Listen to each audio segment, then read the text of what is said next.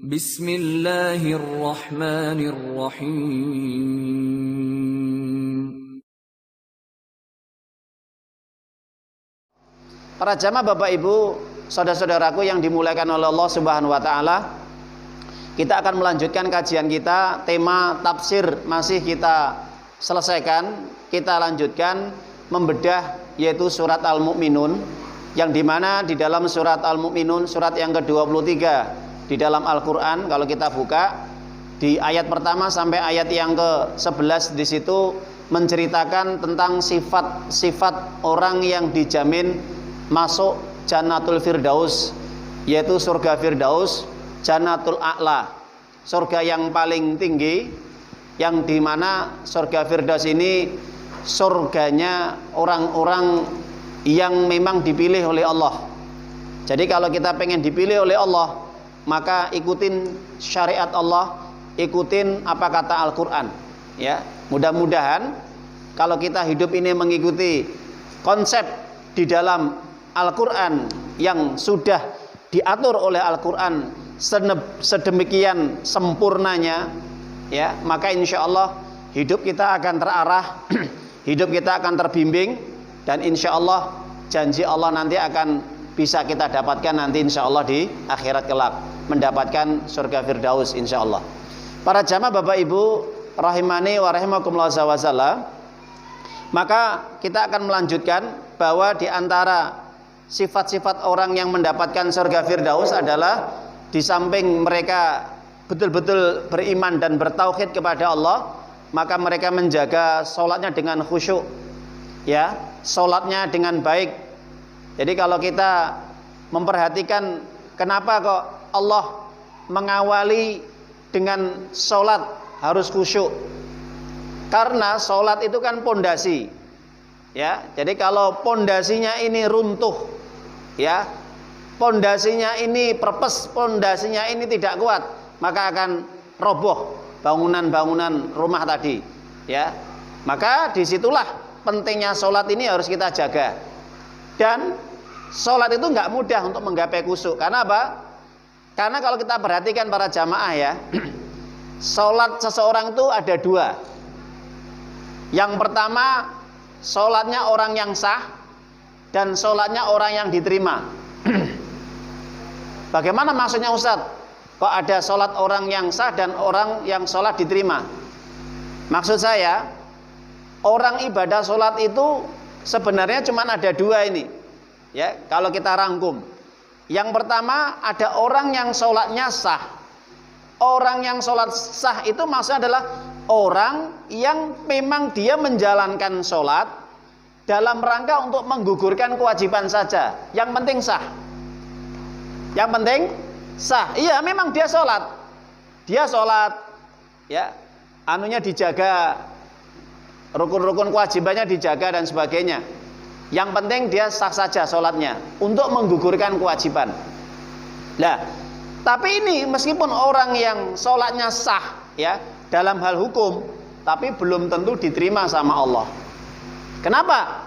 Karena ada kelompok yang kedua, orang yang betul-betul sholat, dia ini pengen betul-betul diterima. Caranya bagaimana? Dia mengharap agar sholatnya bisa khusyuk. Dia mengharap kepada Allah agar sholatnya bisa khusyuk. Ini sholat yang diterima sama Allah. Makanya sampai Allah turunkan di dalam surat Al-Baqarah 238. Apa kata Allah? Hafidhu ala sholawati wa sholatil wusta wa qumu lillahi qanitin. Di situ Allah mengakhiri dengan kalimat wa qumu lillahi qanitin. Ketika Allah memerintahkan agar menjaga sholat 5 waktu, sholat wusta, sholat asar, atau sholat subuh, maka jangan lupa, kata Allah, apa? Ketika kamu sholat, maka pada intinya kata Allah adalah wa qumu lillahi qanitin. Kamu sholat, kamu menghadap Allah, kamu berdiri dalam kondisi qanitin, kunut. Apa itu kunut? Kunut itu para ulama ketika menafsirkan ayat ini adalah khusyuk dan tumakninah. Ini pada prinsipnya orang sholat, ya. Jadi kalau orang sholat tidak khusyuk, tidak tumakninah, sah napa mboten? Maksudnya diterima napa mboten? tidak diterima. Karena khusyuk dan tumakninah ini masuk dalam rukun sholat. Tidak sekedar menggugurkan kewajiban sholat saja, sholatnya sah, tapi belum tentu diterima. Kenapa? Karena dia meninggalkan khusyuk dan tumakninah. Nah, ini banyak orang sholat ya seperti ini. Hati-hati para jamaah, bisa ini terjadi menimpa diri kita. Kita sholat, tapi sekedar menggugurkan kewajiban. Penting sholat lah. Tapi tidak pernah terbesit dalam hati kita bagaimana sholatnya bisa khusyuk. Nah, ini penting padahal. Ini penting sekali. Makanya para jamaah, disinilah maka para ulama menjelaskan penyebab kebanyakan orang tidak khusyuk ini banyak sekali.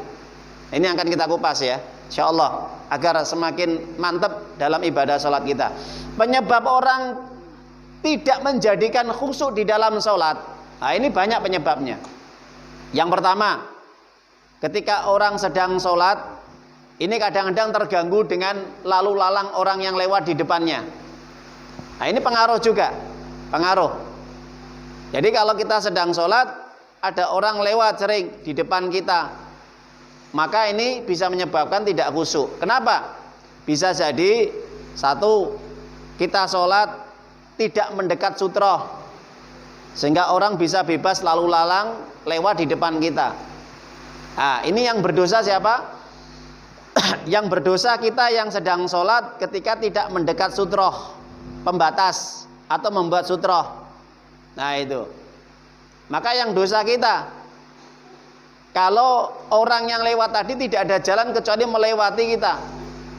Atau bisa juga ketika kita sedang sholat, kita sudah mendekat sutro, tapi tetap dilewati, padahal ada jalan yang luas.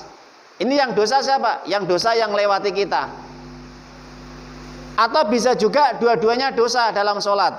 Yang sholat dosa, yang lewati dosa. Kenapa? Kita tidak mendekat sutro, ya, maka orang yang lewat pun melewati kita, padahal masih ada jalan yang luas. Nah, ini yang sholat dosa, yang lewati juga dosa. Bisa juga orang yang sholat tidak dosa dan juga yang lewati tidak dosa. Kenapa? Karena kondisi tempat yang cepat, mau nggak mau ketika dia lewat harus melewati kita yang sedang sholat meskipun kita sudah pakai sutroh. Ya, di tempat-tempat yang sempit atau yang lainnya, misalkan di pekerjaan-pekerjaan proyek-proyek, ya, atau tempat-tempat yang di situ memang bukan di masjid atau bukan di musola. Ya. Jadi maka pentingnya sutroh disitulah supaya apa? Tidak mengganggu konsentrasi kita dalam sholat. Maka kalau kita ini masih dilewati orang sedang sholat, pasti kita akan terganggu. Ini akan menyebabkan tidak khusyuk. Makanya Rasulullah SAW bersabda dalam hadis apa? Idza shalla ahadukum ila syai'in yasturu minan nas fa'aradahun ayatazum baina yadai falyadfa'u fa in aba falyuqatilhu fa inna ma huwa syaiton. Apa kata Rasulullah sallallahu alaihi wasallam? Apabila orang sedang sholat, maka hendaknya dia membuat sutroh atau membuat pembatas, entah tembok, punggung, atau menancapkan kayu, ya, atau mungkin tas, ya, atau benda apapun untuk pembatas dia. Atau mungkin cukup sajadah saja sebagai garisnya kalau memang nggak ada yang lain. Maka saat itulah ketika ada orang yang melewati, kita sedang sholat di depan kita, maka hendaknya kita menahannya.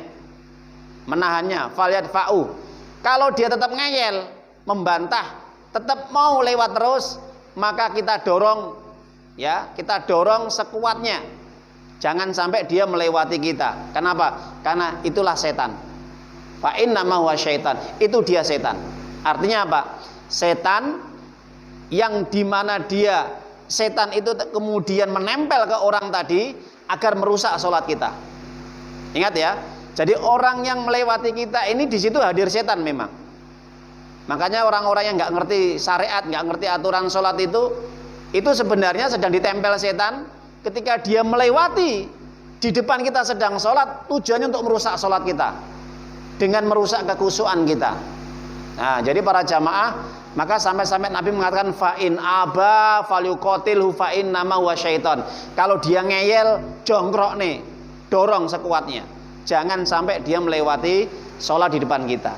Bahkan ancamannya orang yang melewati sholat maka bisa jadi sholatnya tidak diterima 40 hari atau 40 tahun.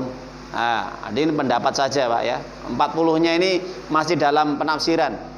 Ya, ini ancaman bagi orang yang melewati sholat. Dan juga penyebab orang tidak bisa khusyuk apa? Disebabkan karena ketika dia masuk masjid atau musola sedang sholat, dia masih membawa bau-bau yang tidak sedap. Ya, mungkin habis makan jengkol, habis makan pete, atau habis ngerokok, ya, atau mungkin dia habis makan bawang merah, bawang bombay, dan yang lainnya.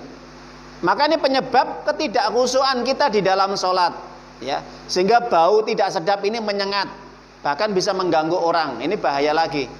Kita dosa kalau sampai mengganggu orang sedang sholat karena bau tidak sedap kita, atau mungkin karena keringat kita, ya, maka ini kita berdosa. Apa kata Nabi di dalam hadis Imam Muslim dikatakan, man akala basol wasum wal kurots fala yaqrabana masjidana fa innal malaika tata'adza kama ta'adza minu bani Adam.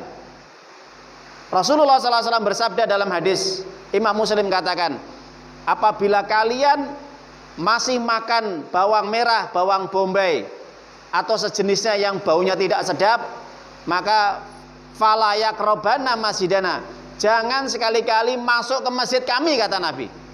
Artinya jangan sholat gabung dengan kami, kata Nabi. Artinya kamu nggak boleh sholat bersama kaum muslimin. Sholat kamu di rumah saja, dalam riwayat yang lain. Ya, hendaknya kamu tinggal saja di rumah, sholat di rumah saja. Kalau masih membawa bau yang tidak enak. Kenapa? Karena malaikat merasa tata'adza kama ta'adza minu bani Adam. Malaikat merasa terganggu sebagaimana manusia juga terganggu dengan bau yang tidak sedap. Dosa Pak, Bu. Nggih. Kalau kita sholat, bau kita nggak enak, itu dosa kita kalau sampai terganggu. Kenapa? Malaikat aja terganggu, apalagi manusia. Loh Ustaz, malaikat juga ikut sholat loh. Siapa bilang nggak ikut sholat? Jangan malaikat, jin muslim aja ikut sholat. Sama, mereka juga sholat bersama kita. Tapi kan kita tidak tahu, iya dah? Karena alam gaib. Malaikat ikut sholat, jin muslim juga ikut sholat. Nah, kalau malaikat sudah terganggu, apalagi manusia samping kita terganggu. Yang ketiga, juga orang yang bisa menyebabkan tidak bisa khusyuk di dalam sholatnya apa? Karena terganggu dengan suara berisik. Bahkan suara lantunan Al-Quran pun nggak boleh. Apalagi pujian, apalagi zikir, apalagi doa. Baca Quran saja dikeraskan saja, kalau sampai mengganggu orang sedang sholat, ini sudah dosa. Kenapa? Karena bisa menjadi hilang khusyuk orang yang sedang sholat tadi. Konsentrasinya buyar. Betul itu. Makanya Rasulullah SAW bersabda, la yajharu ba'dukum ala ba'din bil Quran. Jangan sekali-kali kalian mengeraskan bacaan Quran antara satu dengan yang lain. Nah itu. Ya kita ada dulu ya, insyaallah. Nanti kita lanjutkan.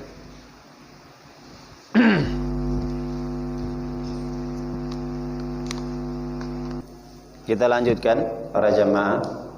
Jadi kalau kita perhatikan, orang yang sholat ketika dia terganggu dengan suara apapun, ya, bahkan suara yang di situ lantunan ibadah, baca Quran, zikir, doa, pujian, itu kalau terganggu orang yang sedang sholat dengan bacaan tadi, maka jelas akan hilang konsentrasi khusyuknya, dan orang yang mengganggu tadi mendapat dosa. Berdasarkan hadis yang disampaikan oleh Nabi tadi dalam hadis Imam Muslim, tidak boleh mengeraskan di antara kalian dengan bacaan Al-Quran kalian. Artinya apa? Ketika sedang sholat, yang satu mengeraskan, yang satu pelan. Yang pelan ini akhirnya merasa terganggu. Ketika sholat sendiri-sendiri ya, yang sebelahnya itu dikeraskan. Lah ini. Maka orang yang sedang sholat, dia sedang bermunajat dengan Allah, berbisik-bisik dengan Allah SWT. Kemudian para jamaah, termasuk penyebab orang yang khusyuk ini di dalam sholatnya, ya, bisa rusak nanti sholatnya adalah apa? Tolah-toleh. Ya, ini tolah-toleh ini. Jadi ketika sedang sholat ini pandangannya tolah-toleh ke kiri, ke kanan, ke bawah, ke atas dan sebagainya. Makanya sampai-sampai Ibunda Aisyah radhiyallahu anha ini bertanya kepada Rasulullah sallallahu alaihi wasallam, "Sa'altu Rasulullah sallallahu anil ikhtilas." Saya bertanya kepada Nabi tentang ikhtilas, ya, tentang masalah yaitu copetan. Kemudian Nabi mengatakan, "Ikhtilasun yahtiluhu syaitan ala sholatil abdi." Jadi itulah copetan setan yang diambil dari sholatnya seseorang. Jadi orang kalau sedang toleh-toleh Bapak Ibu, itu sedang dicopet oleh setan pandangannya, atau sedang diinger, ya, ditampar oleh setan. Makanya para jamaah hati-hati ketika kita sedang toleh-toleh, meripatnya pandangannya itu nggak bisa menghadap ke tempat sujud, ya, menghadap ke langit, ya, ke kiri dan ke kanan, atau melihat orang yang sedang lalu lalang, maka itu sedang dicopet oleh setan. Bahkan orang yang seperti ini dianggap, ya, maling yang paling maling, ya, jadi rajanya maling, ya. Kok bisa Ustaz? Ya bisa. Sampai-sampai Nabi menjelaskan dalam hadis, aswa'un nas sariqatal ladzi yasriku min salatihi. Qalu ya Rasulullah wa kaifa yasriku min salatihi? Qala, ya, la yutimmu ruku'aha wala sujudaha wa fi raitin wala yutimma sulbahu fir ruku' wa sujud, ya. Jadi dalam hadis sahih dijelaskan bahwa sejelek-jelek pencuri adalah ketika dia itu mencuri dalam sholatnya. Maka para sahabat bertanya kepada Rasulullah, "Ya Rasulullah, bagaimana orang itu mencuri dalam sholatnya?" Maka Nabi mengatakan, orang yang mencuri dalam sholatnya adalah la yutimmu ruku'a wala sujudaha. Dia tidak menyempurnakan rukuk dan sujudnya. Artinya apa? Ketika dia sujud atau rukuk itu tidak tenang, tidak tumakninah, jadi cepat-cepat. Ada ya Pak Bu, orang sedang sholat, rukuknya, sujudnya itu gerusa-gerusu, cepat-cepat. Jadi nggak sampai dia merasakan ketenangan, tenang, ya, tumakninah. Jadi rukuknya cepat, sujudnya cepat. Nah, ini orang yang sedang mencuri sholatnya.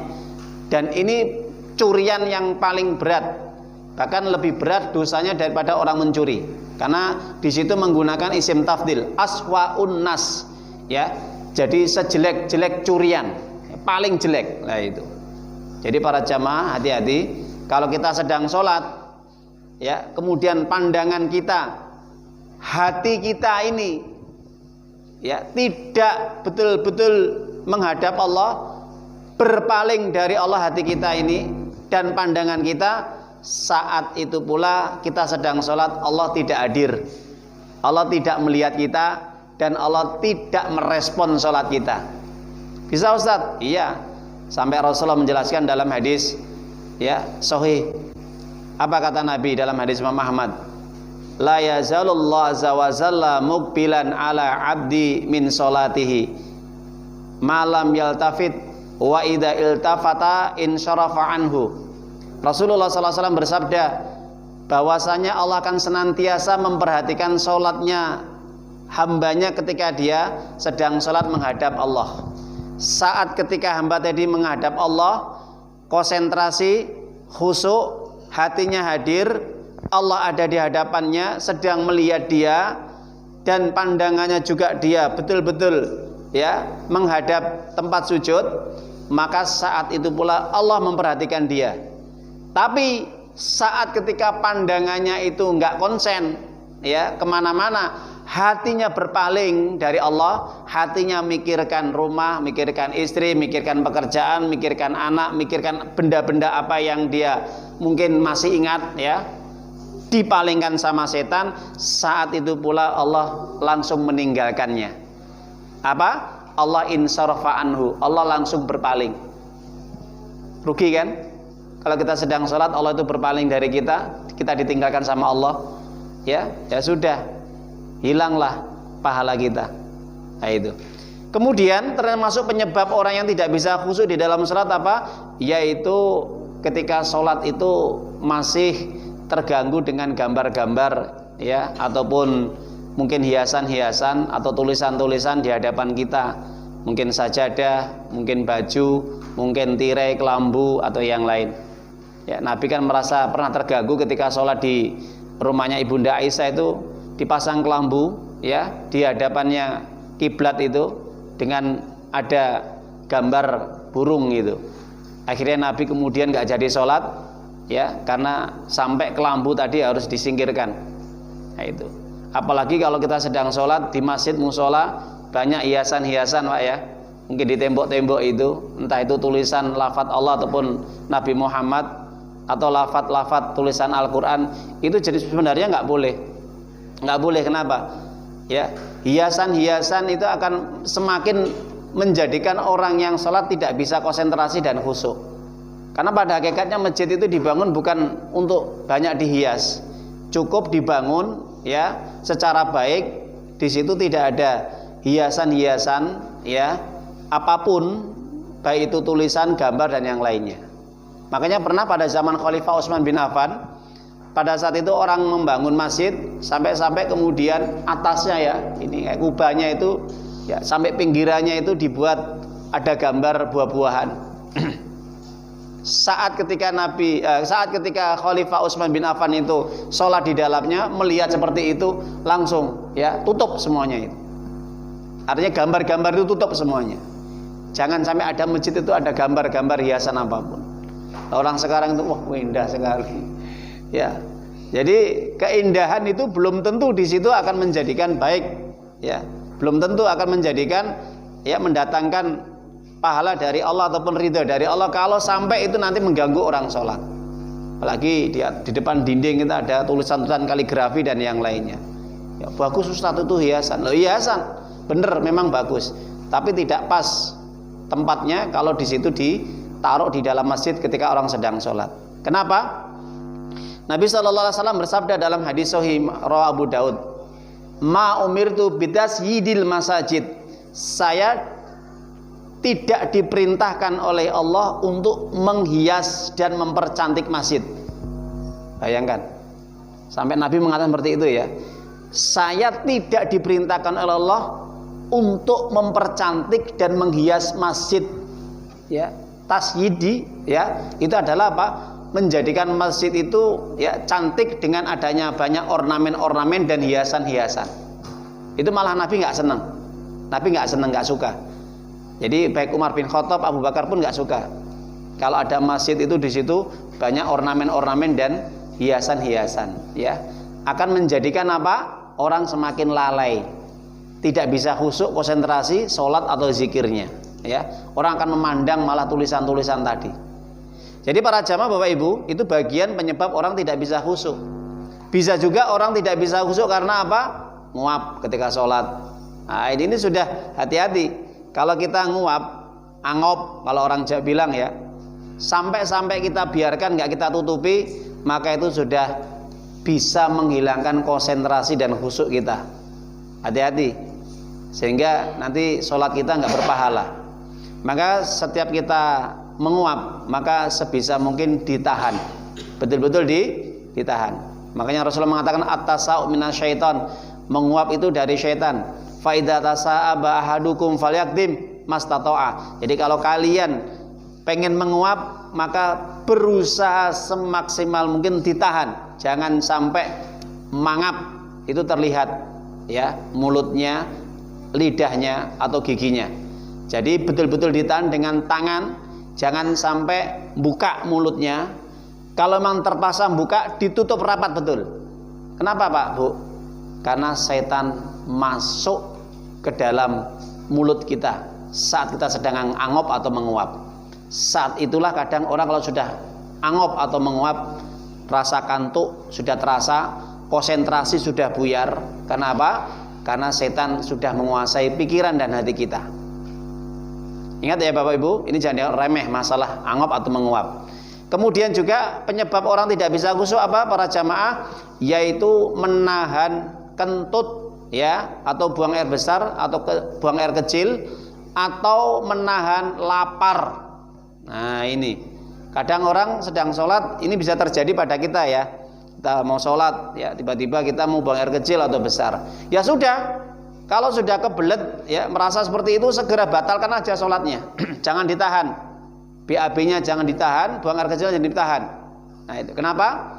Karena ini terus terang pasti akan mengganggu konsentrasi kita. Kita akan repot menahan kentut kita, menahan buang air besar kita, daripada kita memahami bacaan yang kita baca, ya, atau kita mendengarkan bacaan imam tadi.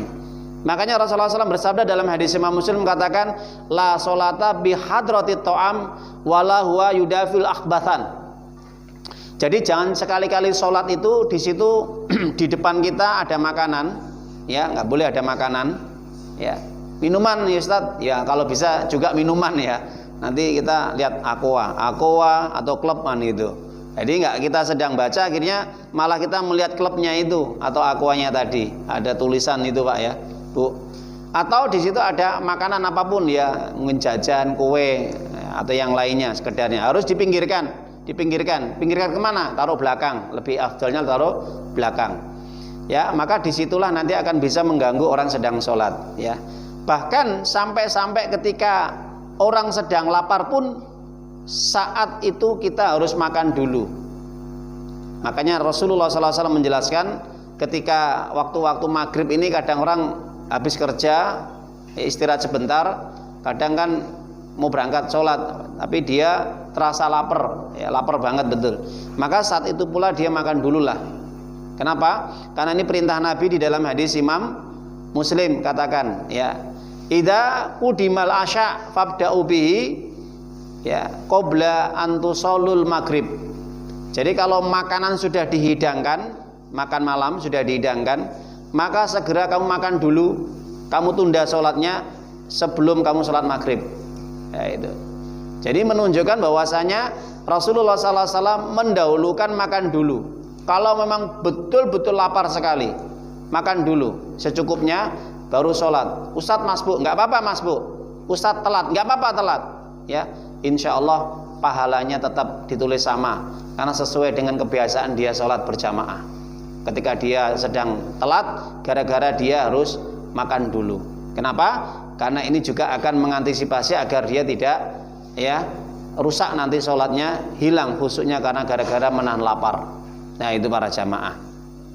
Kemudian para jamaah ini dirahmati Allah Subhanahu Wa Taala juga termasuk penyebab orang tidak bisa khusyuk ini, ya, maka diantaranya juga dia banyak bergerak, ya, karena memang betulkan pakaian, betulkan sarung, ya, kadang-kadang ya repot dengan kopiahnya, repot dengan rambutnya yang terjuntai lah ini. Makanya orang yang banyak bergerak ini tanpa dibutuhkan, maka ini bisa mengganggu khusyuk dalam sholat. Bahkan sebagian ulama mengatakan bisa rusak, bahkan batal sholatnya, ya. Jadi sholat itu harus tenang sebisa mungkin. Kalau seandainya kita betulkan baju, kalau kancingnya ini lepas, ya sebisa mungkin ya kita betulkan, ya. Kalau atas nggak usah, nggak apa-apa, kecuali kalau udel atau pusarnya itu, ya. Karena ini batasannya orang sholat kan pusar, ya. Tapi kalau atasnya aja biarkan aja, nggak apa-apa, ya. Karena kadang kalau kita betulkan kancing kita lepas yang di atas ini, ya ini kadang-kadang ini sudah terasa nanti konsentrasi kita sudah buyar. Nah itu biarkan aja, ya. Batal Ustaz? Enggak batal. Orang sholat itu batasannya mana? Auratnya pusar sampai lutut, itu laki-laki. Nah itu. Jadi batasan auratnya laki-laki itu tuh apa? Pusar sampai lutut. Makanya kalau ada orang main sepak bola itu pakai celana pendek, jadi yang lihat itu dosa, yang pakai celana juga dosa. Ya hati-hati. Jadi kalau antum melihat orang sepak bola itu, ya, pas ketepatan yang mainnya itu pakai celana pendek, ya, jadi itu jelas melanggar aturan syariat Islam. Karena apa? Batasan auratnya laki-laki adalah di bawah lutut, ya, bukan di atas lutut. Jadi ketika kita melihat, ya, kita lihat terus, bukan sekilas saat itu, ya, spontanitas, tapi kita lihat, ya, orang kita misalkan ada orang main poli di kampung kita ini, ya. Nah kita ikut lihat, ya, di situ hadir orang-orang main poli atau orang main sepak bola itu sedang pakai celana pendek di atas lutut kita, maka kita ikut berdosa di situ. Kenapa? Karena kita telah melihat aurat mereka. Ustadz, nggak boleh ya berartinya melihat aurat laki-laki? Ya nggak boleh, ya. Melihat aurat laki-laki itu nggak boleh. Karena apa? Tetap terjaga. Aurat laki-laki itu harus terjaga. Makanya Rasulullah SAW menjelaskan dalam hadis Imam Muslim, la yandurur rajulu ila auratir rajul. Ya. Walal mar'ah ilal mar'ah. Laki-laki tidak boleh melihat aurat laki-laki, begitu juga wanita pun tidak boleh melihat auratnya perempuan. Perempuan juga nggak boleh lihat auratnya perempuan, ya. Aurat yang tidak boleh dilihat. Nah itu. Maka jelas Bapak Ibu ya, jelas ya. Maka ini yang harus kita garis bawahi. Hati-hati ya. Kalau kita lihat apapun olahraga, kalau di situ kok sedang telanjang, dalam bahasanya Rasulullah itu kan tidak menutup aurat dengan syar'i, dengan benar, maka yang lihat pun ikut berdosa. Ya. Ya, kenapa saya katakan seperti ini? Ini dalilnya jelas. Laki-laki tidak boleh melihat auratnya laki-laki. Jadi kalau kita pun di rumah, kalau sedang pakai celana pendek, ya Bapak Ibu, keluar-keluar, ya apalagi sedang betulin ya kurungan manuk, ya tiba-tiba ya, kita nyincingkan sarungnya atau celana kita di atas lutut, ada tangga kita lihat gitu. Nah, ini kita sedang mengundang dosa. Yang lihat kita dosa, yang ya membukakan sarungnya ataupun ngangkat sarungnya atau celananya di atas lutut tadi juga ikut dosa. Nah itu. Jadi para jamaah Bapak Ibu, itu yang kita sampaikan pada malam hari ini. Jadi penyebab orang tidak khusyuk ini ya, ini banyak sekali apa yang sudah saya sampaikan. Semoga ini bisa menjadi pencerahan bagi kita, tambahan ilmu agar betul-betul sholat kita ini semakin tambah baik. Kenapa? Karena insya Allah kalau kita sholat kita baik, maka ini tandanya kita diterima oleh Allah Subhanahu Wa Taala ibadah sholat kita. Maka sebelum saya tutup dengan ayat Allah di dalam surat Al-Anbiya. Nanti bisa dibuka di rumah, surat yang ke-21 ayat yang ke-90. Allah SWT bersabda, Allah SWT berfirman di dalam surat Al-Anbiya ayat yang 90 Bapak Ibu. Apa kata Allah? Innahum kanu yusari'una fil khairat wa yad'unana raghaba wa rahaba wa kanu lana khashi'in. Ya. Perhatikan para jamaah Bapak Ibu yang dimuliakan oleh Allah. Di dalam ayat ini Allah mengkhabarkan, Allah memberitahukan bahwa termasuk golongan orang-orang yang berlomba-lomba dalam kebaikan, yusari'una fil khairat, orang yang betul-betul dia cinta terhadap kebaikan. Itu dijelaskan oleh Allah adalah apa? Yang pertama, punya sifat takut kepada Allah, ya, punya rasa cemas, ya, takut. Yang kedua, punya sifat mengharap, ya, kepada Allah, mengharap pahala Allah, takut azab Allah. Yang ketiga, kata Allah, wa kanu lana khashiin, dan mereka yang senantiasa menjaga ibadahnya dengan khusyuk, ya. Jadi para jamaah, khusyuk ini ternyata dilibatkan sama Allah bagian orang-orang yang cinta terhadap kebaikan dan berlomba-lomba dalam kebaikan. Itu diantaranya orang yang khusyuk dalam ibadah. Apa saja? Jadi khusyuk di sini adalah apa? Ikhlas, tenang hatinya, dan senantiasa dia mengharap ridha Allah Subhanahu Wa Taala. Mungkin itu saja kurang lebihnya yang kita sampaikan kepada para jamaah. Semoga apa yang kita sampaikan ilmu ini bisa memberikan faedah yang besar, manfaat kepada kita, sehingga kita semakin menjadi orang yang takut, menjadi orang yang khusyuk, dan menjadi orang yang cinta dalam kebaikan. Amin ya rabbal alamin. Semoga bermanfaat kajian pada malam hari ini. Kita tutup dengan bacaan hamdalah. Alhamdulillahirabbil alamin. Subhanaka Allahumma wa bihamdika asyhadu an la ilaha illa anta astaghfiruka wa atubu ilaik. Bila taufik wal hidayah, akhiru da'wana. Assalamualaikum warahmatullahi wabarakatuh.